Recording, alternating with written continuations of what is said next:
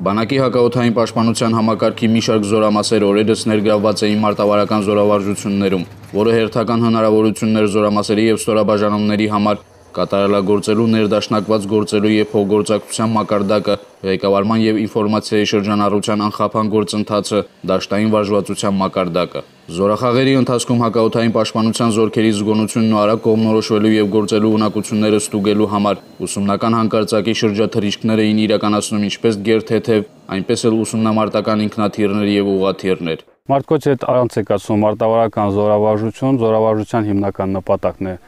ստուգել անձնակազմի կողմից նորմացությունների կատարումը եւ հաշվարկների ներդաշնակվածությունը։ Մարտկոցը ստացել է ազդանշան, նորմատիվ գերակատարել է, զբաղեցրել է դիրք եւ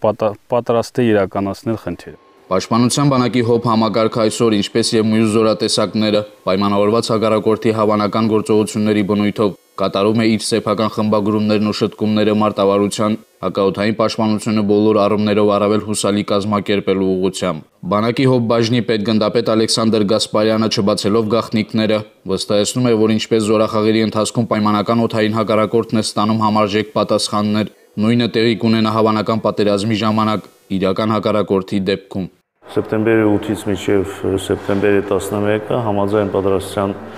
պլանի անցկացվում մարտավարական զորավարժություն ՀՕՊ զորամասերի հետ, նպատակ ունենալով ուսուցանել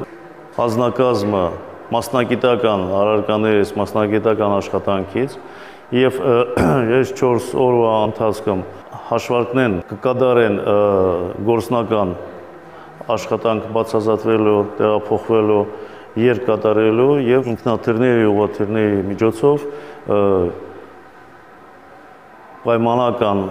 հարվածի յետմահան հարցերը։ Հակաօդային պաշտպանության զորամասերի հետ անցկացված հերթական մարտավարական զորախաղերը ցույց տվեցին, որ զորատեսակը քայլում է ժամանակի հետ, իսկ ոլորտի մարտավարամասնագիտական եւ ռազմատեխնիկական ներուժը գտնվում է պահանջվող մակարդակի վրա։